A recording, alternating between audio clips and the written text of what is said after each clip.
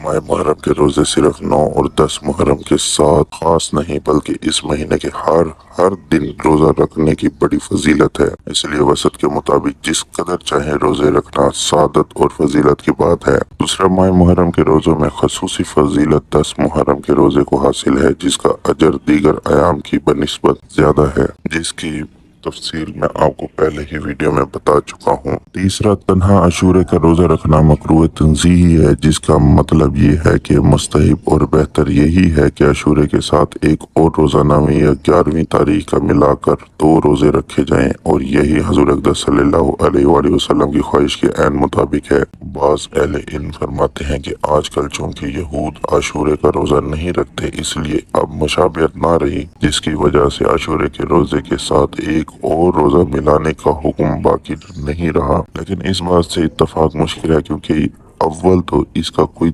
ठोस सबूत नहीं कि यहूद आशूरे का रोजा नहीं रखते। दोम ये कि ये कहना ही महलन नजर है कि यहूद आजकल ये रोजा नहीं रखते, क्योंकि यहूद का वो तबका जो मजहब के साथ गहरी वाबस्तगी रखता है, उनके बारे में ये कैसे कहा जा सकता है कि वो आशूरे का रोजा नहीं रखते होंगे। सोम ये कि अगर ये बात तस्लीम कर भी ली जाए कि यहूद आजकल आशूरे का रोजा नहीं रखते, तब भी हजूर अक़दस सल्लल्लाहु अलैहि वसल्लम की ख्वाहिश के पेश नजर 2 रोजे रखना ही मुस्तहिब है, क्योंकि दीन के मुतअद्दिद अहकाम ऐसे भी हैं जो किसी मखसूस इल्लत की वजह से मशरू हुए थे, लेकिन बाद में वो इल्लत ना पाए जाने के बावजूद भी सर अंजाम दिए जा रहे हैं। जैसे तवाइफ कदूम में रमल इसकी उम्दा मिसाल है कि जो मक्का के कफार को कुव्वत दिखाने के लिए मशरू हुआ था, लेकिन वो इल्लत ना पाए जाने के बावजूद भी आज तक जारी है। चौथा, अगर कोई शख्स तन्हा आशूरा ही का रोजा रखना चाहे तो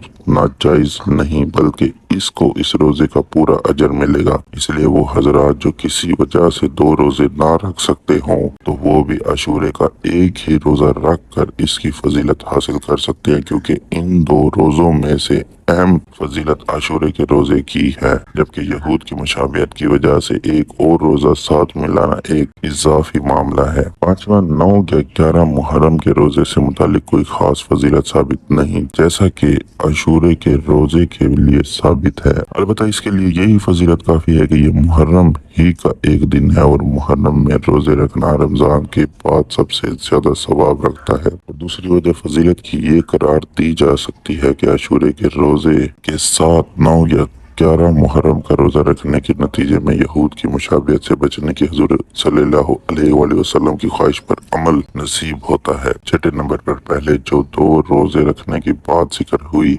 तो इसमें असल रोजा 10 मुहर्रम का है कि 10 के साथ 9 या 11 तारीख का रोजा मिलाने का इस्तेबाबी हुक्म है। लेकिन अगर कोई शख्स इस महीने के किसी और दिन रोजा रखना चाहे तो उसके साथ कोई और रोजा मिलाने का हुक्म नहीं। इसी तरह अगर किसी ने 9 मुहर्रम का रोजा रख लिया और 10 मुहर्रम का रोजा किसी वजह से ना रखना चाहे, तो इसमें कोई हर्ज नहीं, क्योंकि 9 मुहर्रम माह मुहर्रम का एक आम दिन है, इसकी अपनी फजीलत है, लेकिन इसके साथ 10 मुहर्रम का रोजा मिलाने का हुक्म नहीं। 7वें नंबर पर मुहर्रम के ये रोजे रखना ज्यादा से ज्यादा मुस्तहिब अमल है, इसलिए इसको जरूरी समझना और इस मामले में हदूद से तजावुज करना नाजायज है। माह मुहर्रम के ये रोजे नफली रोजे कहलाए जाते हैं, इसलिए इन पर नफली रोजों ही के अहकाम जारी होंगे। जज़ाकल्लाह।